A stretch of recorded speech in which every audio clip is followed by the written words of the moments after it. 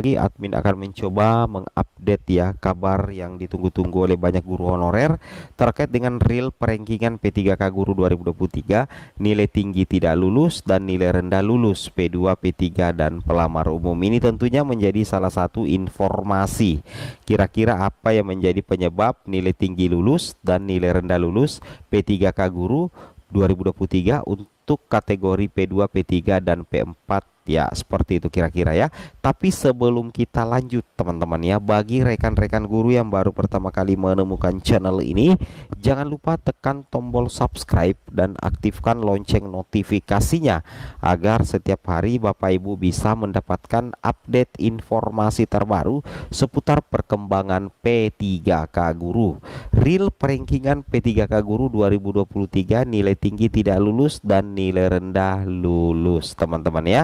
Oke, kita coba simulasikan kira-kira apa yang menjadi penyebab ya terkait dengan perankingan. Oke, langsung saja kita tutup poin ya ke informasinya.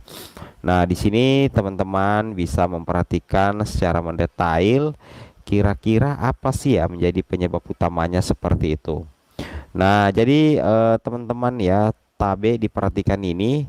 Tahapan pengisian formasi dilakukan berdasarkan urutan kategori pelamar sepanjang kebutuhan dan formasi tersedia. Jadi urutannya mulai dari guru lulus passing grade, setelah ditempatkan guru lulus PG dan di sini masih tersedia kebutuhan formasi dan THK 2 sudah tes cat, maka berpotensi diangkat juga ya. Nah, setelah P2 jika masih tersedia kebutuhan dan formasi, itu lanjut lagi ke guru honorer negeri masa kerja 3 tahun ke atas ya, jika masih tersedia kebutuhan dan formasi. Dan yang terakhir itu adalah pelamar umum atau lulusan PPG dan guru non ASN baik negeri swasta ya. Bagi negeri itu tidak lolos PG teman-teman ya. Oke, logika seperti itu ya. Oke, nah sekarang teman-teman perlu memahami secara mendetail ya terkait persoalan ya perankingan nilai tinggi tidak lulus dan nilai rendah lulus untuk P2 dan P3 teman-teman ya. Seperti ini kita coba kalkulasikan ya teman-teman ya. Nah, jadi logikanya seperti ini ya. Kita buatkan informasi di sini ya, misalkan seperti ini ya teman-teman. Ada 3 formasi ya teman-teman ya, ada 3 formasi. Kemudian di sini P1 sudah tidak ada, kemudian P2 sudah tidak ada, P3 berapa teman-teman ya. Nah oke, P3 dan P4 ya. Oke, oke. Jumlah formasi cuma 3 teman-teman ya. Jumlah formasi cuma 3. P1 sudah tidak ada, P2 juga sudah tidak ada, sedangkan P4 ya, P3 ada 3 orang, sedangkan P4 ada 2 orang. Nah ternyata setelah dilakukan tes cat BKN, maka otomatis P3 dan P4 akan melihat nasibnya. Ternyata nilai guru honorer dari kategori pelamar umum itu jauh lebih tinggi dari nilai pelamar prioritas 3 atau dikenal dengan P3 ataupun P2. Ternyata kalah nilai ya, seperti itu. Nah, bukan kalah nilai, kalah urutan kategori.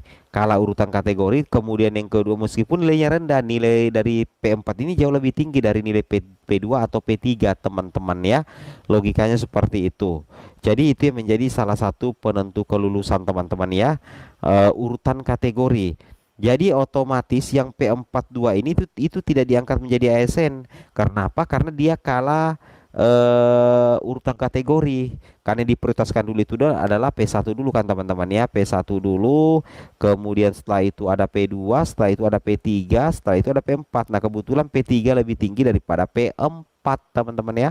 Logikanya seperti itu, sehingga secara otomatis P4 ini tidak lulus teman-teman ya. Sedangkan yang P3 ini karena formasinya berimbang, itu langsung mengisi semua 3 slot formasi yang ada di sekolah itu. Nah otomatis P3 ini yang nilainya rendah itu lulus, sedangkan P4 yang nilainya tinggi itu tidak lulus. Penyebabnya yang pertama itu adalah urutan kategori prioritas, apakah P1, P2, P3 maupun pelamar umum. Itu yang harus teman-teman pahami ya. Kemudian yang kedua, Yang harus teman-teman pahami itu terkait dengan formasi ya. Jika formasi lebih banyak daripada jumlah pelamar, maka potensi kelulusan guru honorer P2 P3 yang nilainya rendah itu sangat besar teman-teman ya. Itu yang harus teman-teman pahami ya terkait dengan informasi ini. Nah, jadi kalau teman-teman perhatikan di sini, memang di sini sudah ada tahapan pengisian formasi. Memang diurutkan teman-teman ya berdasarkan urutan kategorinya. Jadi yang pertama itu adalah guru lulus passing grade 2021, kemudian THK 2, honor negeri masa kerja 3 tahun ke atas, dan lulusan PPG dan non ASN. Nah, di sini kalau kita perhatikan di sini teman-teman ya, ini sebenarnya ini ya, ini kan nilainya lebih tinggi. Ini sebenarnya nilainya lebih tinggi. Dia P4 ya, nilainya lebih tinggi, 470. Sedangkan ini yang P3 nilainya cuma 450. Bahkan ini yang P2 nilainya cuma 430. Nah, pertanyaan sekarang, apakah guru non ASN atau P4 ini bisa mengalahkan THK 2 dan guru honorer negeri atau P2 teman-teman ya dalam seleksi P3K atau hal-hal yang lain.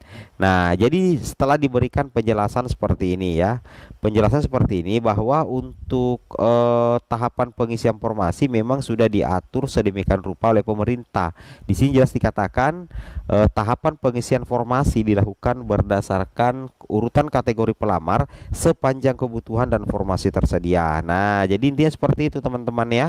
Oke, jadi tahapan pengisian formasi tidak ada berubah, dilakukan berdasarkan urutan kategori pelamar, kemudian sepanjang kebutuhan dan formasi tersedia. Mulai dari guru lulus PG 2021, THK 2, guru honorer masa kerja 3 tahun ke atas, lulusan PPG dan non ASN. Nah, logika seperti ini hampir sama sebenarnya ya. Cuma di sini kalau kita perhatikan ya, ini agak bergenggeng isi teman-teman ya, seperti itu kira-kira. Oke, teman-teman ya. Mungkin cukup sampai di sini informasi singkat dari kami. Mudah-mudahan ada manfaatnya ya. Wabillahi taufik.